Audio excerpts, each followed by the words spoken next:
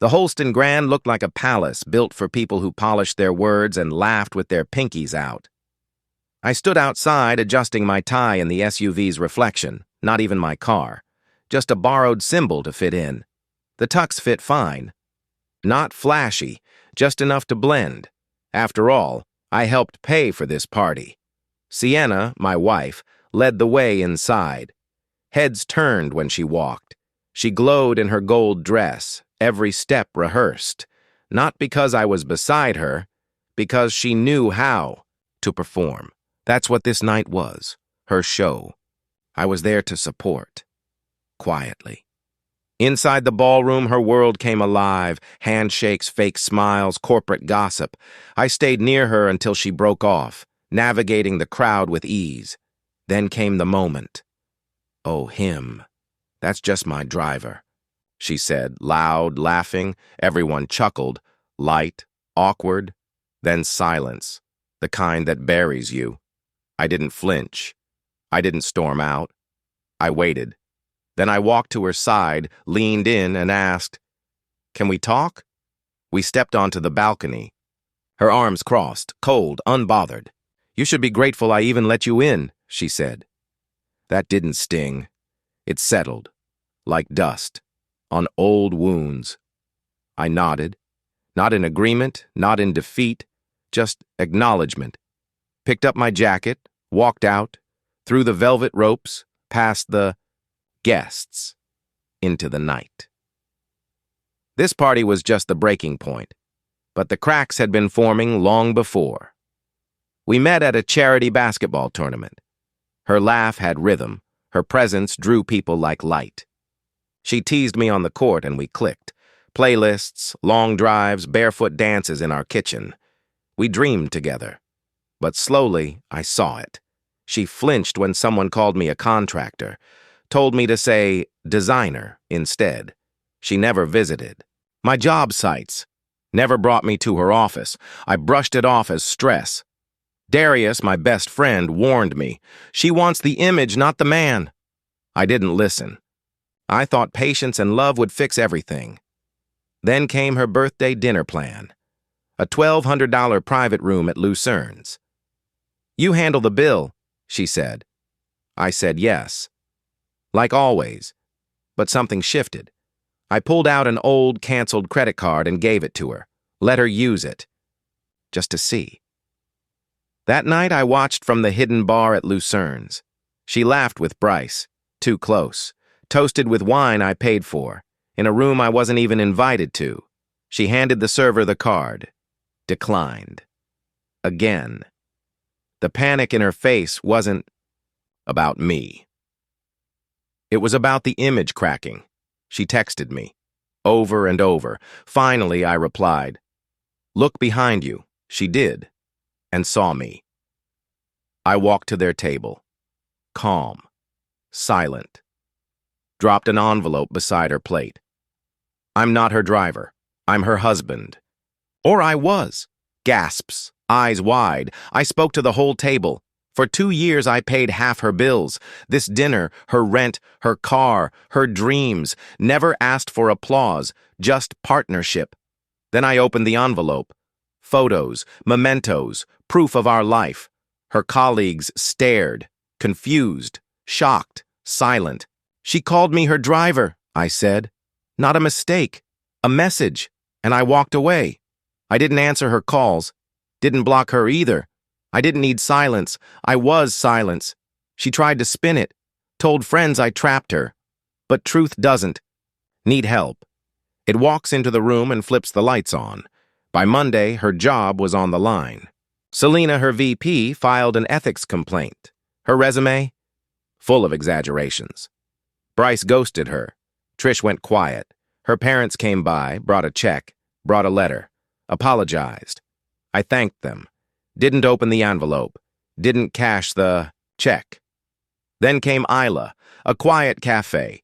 She was sketching near the window, paint on her hands, honest curiosity in her voice.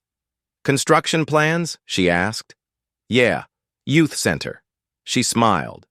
We talked about buildings, about stories, about second chances. She didn't flinch at the dust, didn't look past me, she saw me. Now I work with purpose, I build with peace. Ila sends texts that feel like sunlight. She packs extra tart for lunch. She meets me where I stand, not above, not below, beside. The ballroom moment? It was supposed to break me. It built me. I'm not angry. I'm awake, and I'm never shrinking again. By the next morning, I had 11 voicemails, 27 missed calls, and over 50 messages from Sienna. Some were apologies, half-formed, rehearsed. Others were accusations. Blame flipped like a mirror. I didn't respond. Not because I was bitter, because I was done. I didn't need revenge. I needed peace. By Monday, peace arrived quietly, disguised as fallout. Darius, my best friend, called me from the gym. Yo, have you seen LinkedIn? Or Trisha's Twitter? Screenshots were everywhere. Her resume didn't match company records. Inflated titles, fuzzy timelines. Someone in her department had finally noticed. Selena, her sharp-eyed VP, had filed a formal report, not disclosing a marriage while dating a senior developer, accepting perks paid by the so-called driver, violated every line in the integrity policy.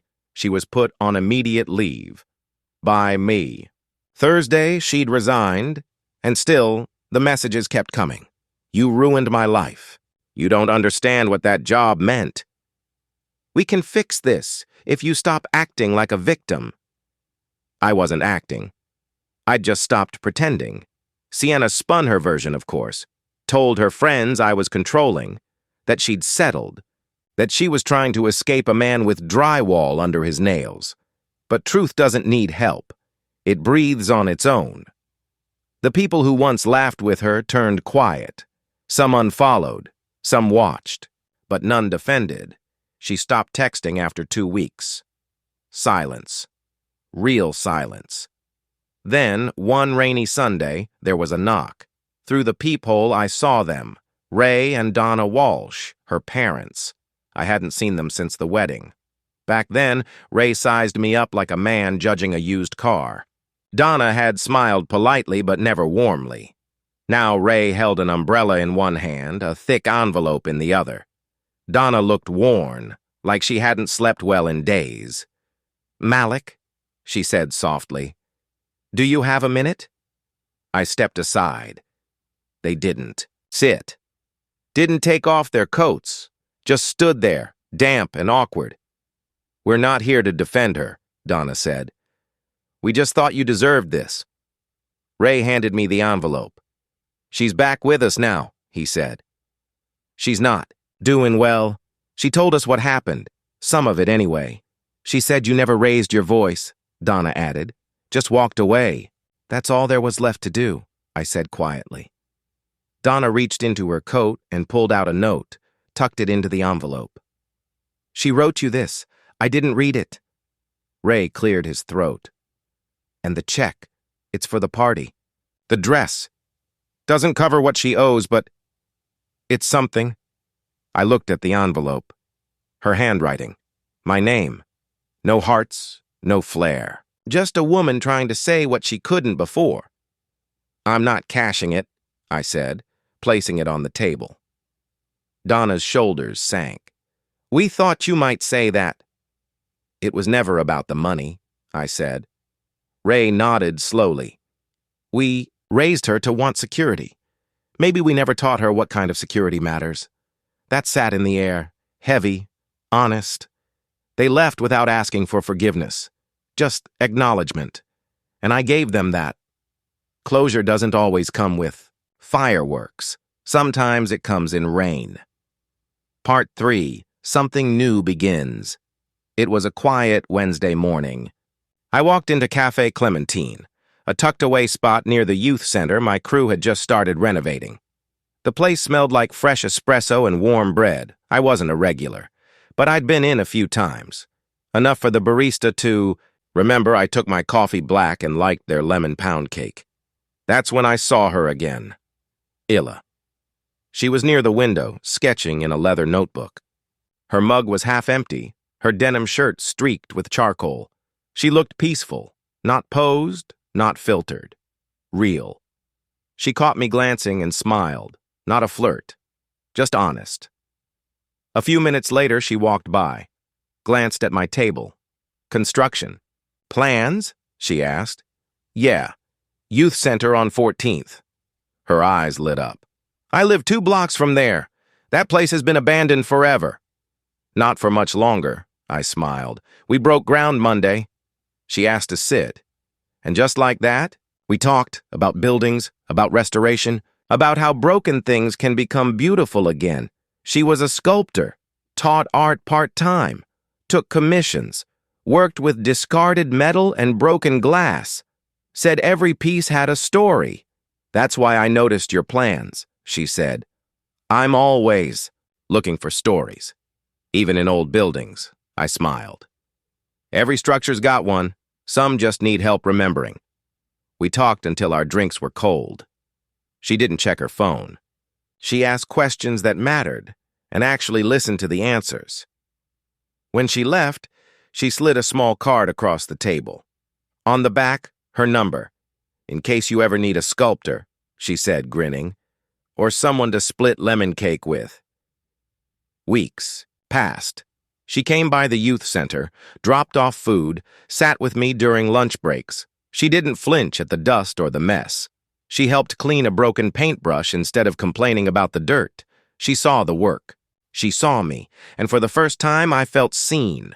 Not for what I built, not for what I gave, but for who I was. Final reflection.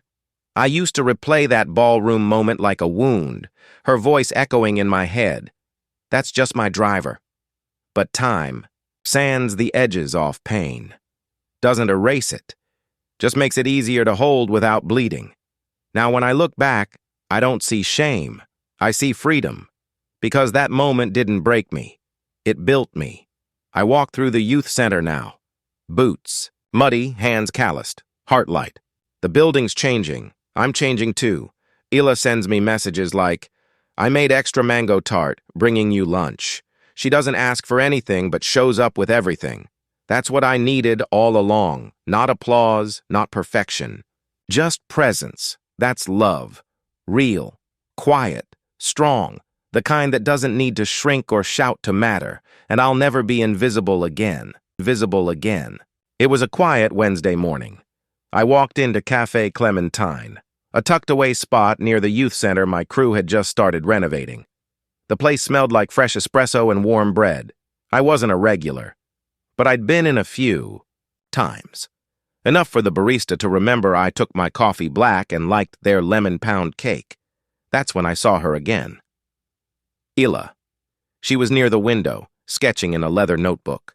Her mug was half empty, her denim shirt streaked with charcoal. She looked peaceful, not posed, not filtered, real. She caught me glancing and smiled. Not a flirt, just honest. A few minutes later, she walked by, glanced at my table. Construction plans? She asked. Yeah, youth center on 14th. Her eyes lit up. I live 2 blocks from there. That place has been abandoned forever. Not for much longer, I smiled. We broke ground Monday. She asked to sit. And just like that, we talked about buildings, about restoration, about how broken things can become beautiful again. She was a sculptor, taught art part-time, took commissions, worked with discarded metal and broken glass, said every piece had a story. That's why I noticed your plans, she said. I'm always looking for stories, even in old buildings. Every structure's got one, I replied. Some just need help remembering. We talked until our drinks were cold. She didn't check her phone. She asked questions that mattered and actually listened to the answers. When she left, she slid a small card across the table. On the back, her number. In case you ever need a sculptor, she said, grinning, or someone to split lemon cake with. Weeks passed. She came by the youth center, dropped off food, sat with me during lunch breaks. She didn't flinch at the dust or the mess. She helped clean a broken paintbrush instead of complaining about the dirt. She saw the work. She saw me. And, for the first time, I felt seen, not for what I built, not for what I gave, but for who I was. Final reflection, I used to replay that ballroom moment like a wound, her voice echoing in my head. That's just my driver. But time sands the edges off pain, doesn't erase it, just makes it easier to hold without bleeding. Now, when I look back, I don't see shame, I see freedom, because that moment didn't break me, it built me. I walk through the youth center now, boots muddy, hands calloused, heart light. The building's changing. I'm changing too. Illa sends me messages like, I made extra mango tart bringing you lunch. She doesn't ask for anything, but shows up with everything. That's what I needed all along. Not applause, not perfection, just presence. That's love, real, quiet, strong. The kind that doesn't need to shrink or shout to matter, and I'll never be invisible again. The youth center opened on a warm Saturday afternoon, sunlight spilling through the tall windows like honey. It wasn't perfect. The front sign was still waiting on the final coat of paint, and the garden boxes hadn't been delivered yet. But it stood strong, clean walls, polished floors, murals in progress, and kids' laughter echoing in. The halls. We'd done it. No, they had done it. The team. The volunteers. The neighbors who brought food and lent ladders and shared memories of what the building used to be. And Illa. She'd sculpted a centerpiece for the foyer.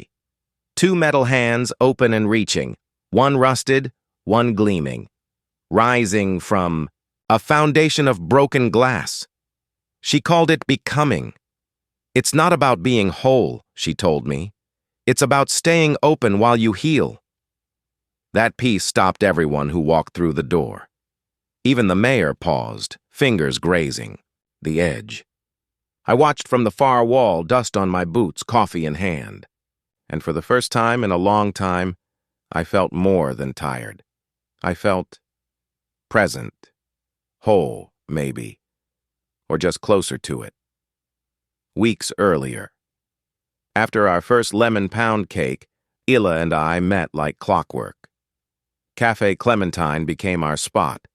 Corner table, morning sun, quiet jokes, her notebooks filled with sketches and dreams, mine with project checklists and new ideas. She asked questions like she meant them, and I answered without pretending. Sometimes we didn't even talk, just sat in the calm. She'd draw. I'd drink coffee. Our silences weren't empty. They breathed. Once, when the city inspector delayed our permit again, I nearly snapped. I remember sitting on the curb outside the site, head in my hands. Illa came by without calling, handed me a sandwich and a bottle of cold tea, then sat beside me, said nothing. She just leaned her shoulder into mine, not a gesture of pity. Just being there, and somehow, that was everything. Ballroom ghosts. There was a time when I would have chased applause, wanted the spotlight, needed it even. That night in the ballroom still stung. Her words still echoed when I least expected. That's just my driver. I'd been proud of that suit, of arriving on time, of thinking, for once, I belonged in a room like that. But I didn't see it coming. The way she'd shrink me to a prop just to fit in better with someone wealthier, shinier. That night I left early, took off the jacket halfway home and walked through the rain, feeling more like a shadow than a man. I didn't touch lemon cake. Again for a year. Restoration buildings are easier than people. You can see the cracks, find the rot, know what tools to use. But with Illa, I had to learn a different kind of restoration, one that didn't involve blueprints or drills.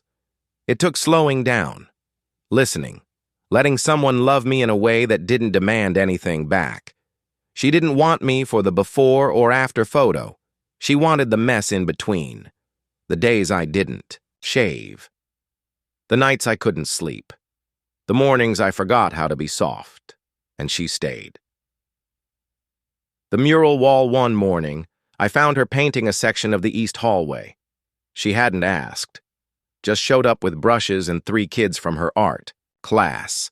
They painted a phoenix, half in flames, half in gold leaf, rising, breaking through a crumbling wall. At the bottom, "What's broken isn't gone. It's just waiting to change." I ran my fingers over the drying paint and swallowed the lump in my throat. Change had become more than a buzzword.